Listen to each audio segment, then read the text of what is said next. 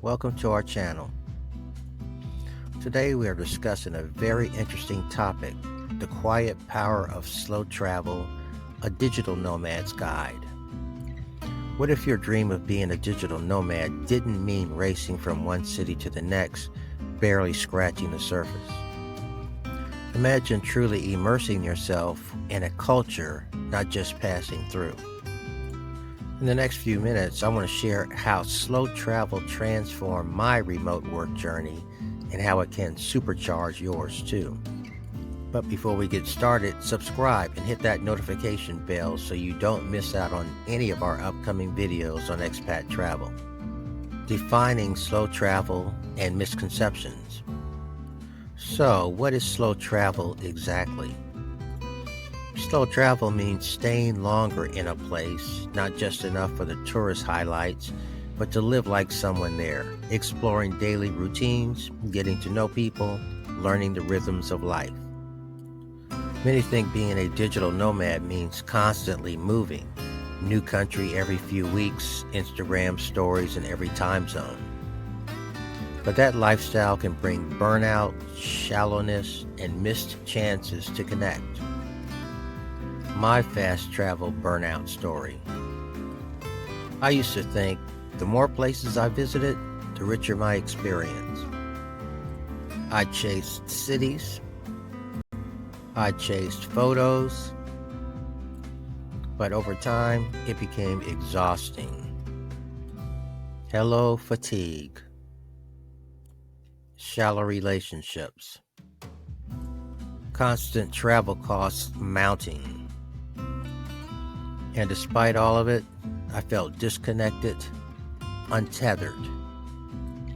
One day in Chiang Mai, I realized I couldn't remember the name of the local cafe I went to every day. I barely knew my neighbor. My travel journal was full of selfies, not stories. That's when I asked, is this living or just moving? What slow travel looks like in practice. Slow travel can look different for everyone, but here are what I believe are its core practices. Longer stays in one location.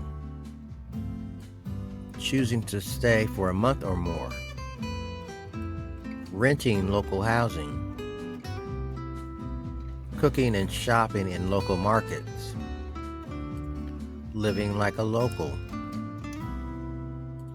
Learning basic language skills. Using simple greetings to connect. Engaging with the community. Participating in local events or clubs. Balancing work and rest periods. Plan sprints, but also slow days. Walk, explore slowly, reflect. So what are the benefits? Mental, financial, productivity. And what have I gained by slowing down? These are big shifts. Mental clarity and reduced stress. Less travel logistics equal more peace. Deeper cultural connection.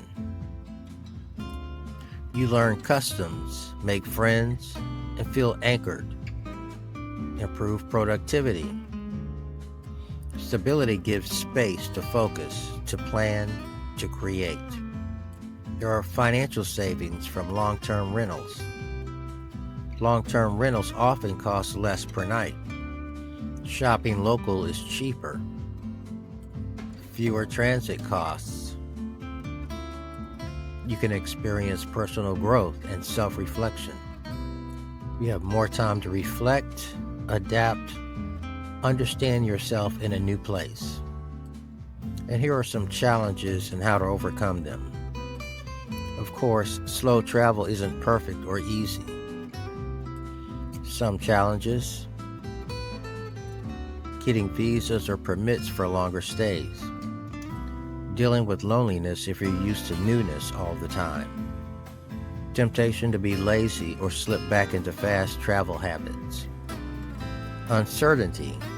What if you don't like the place after a month? Here's what helped me. Research visa-friendly countries. Build routines and local friendships early. Set intentions for each place. Embrace flexibility. Be okay leaving if it's not working, but give time to adapt. And here are a few tips on how to transition to slow travel. If you're feeling ready to slow down, here are concrete steps to shift your nomad life. Pick destinations with length in mind. Budget for long-term rentals and local food. Build a base folder of work tools and apps. Learn local language and etiquette basics. Even basics matter. Commit to one local relationship or project. Schedule deliberate work sprints and rest. The mindset shift. When I first became a digital nomad, I thought success meant ticking off as many countries as possible. My passport became a scoreboard, but after years of fast travel, I realized it wasn't freedom I was chasing. It was validation. Slow travel changed that. It taught me that freedom isn't about movement, it's about meaning. It's waking up without rushing. It's working with focus, knowing your local barista by name, joining a neighborhood event, or learning to cook something new from a local friend. When you stop racing to the next destination, you start noticing the beauty right where you are, the details most travelers miss. The smell of fresh bread from the same corner bakery, the laughter of neighbors who now know your name, the rhythm of a city when you're no longer just passing through. That's when the digital nomad lifestyle transforms from being just a way to make money online into a way to make life meaningful. Embracing the quiet power of slow travel hasn't just changed how I see the world, it changed how I see myself. I'm more grounded, more patient, more connected, more aware that, for me, depth beats speed. And that's what slow travel really is, not a vacation strategy, but a mindset shift. When you live with intention, even the smallest moments abroad can change you in the biggest ways. So here's my question to you. What if your next nomad move wasn't about covering more ground, but about letting the ground cover you? If you slow down just a little, what might you discover?